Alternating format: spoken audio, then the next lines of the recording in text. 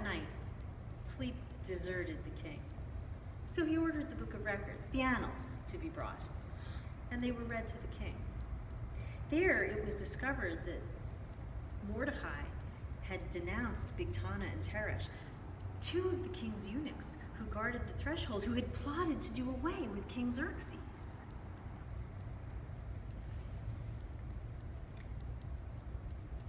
What honor or advancement has been conferred upon Mordecai for this? The king inquired.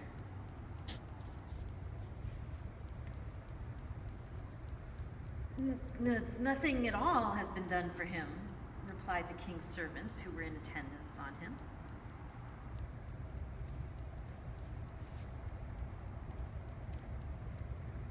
Who is in the court? Asked the king.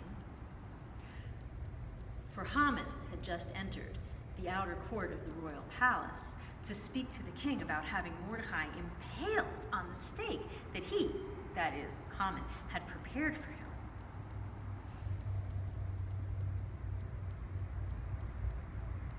It is Haman standing in the court, the king's servants answered him. Let him enter, said the king. When Haman entered, the king asked him, what shall be done for a man whom the king desires to honor? Haman said to himself, whom would the king desire to honor more than me? So he said to the king, for the man whom the king desires to honor, let royal garb, which the king has worn, be brought, and a horse on which the king has ridden, and on whose head a royal diadem has been set. And put the garb and the horse in the charge of one of the king's noble courtiers. And then let the man for whom the king desires to honor be attired in the garb and paraded on the horse through the city square, while they proclaim before him, this is what is done for the man whom the king desires to honor.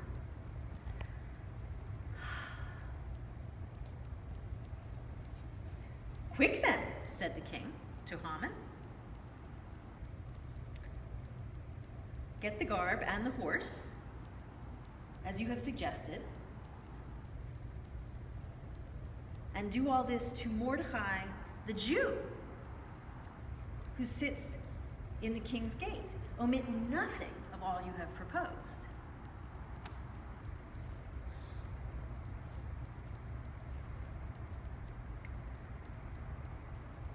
So Haman got the attire and the horse and arrayed Mordecai and paraded him through the city square while he proclaimed before him,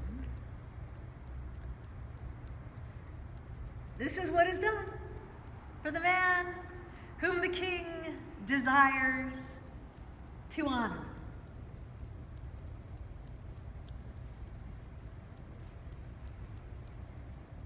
And then Mordecai returned to the king's gate, and Haman hurried home, his head covered in mourning.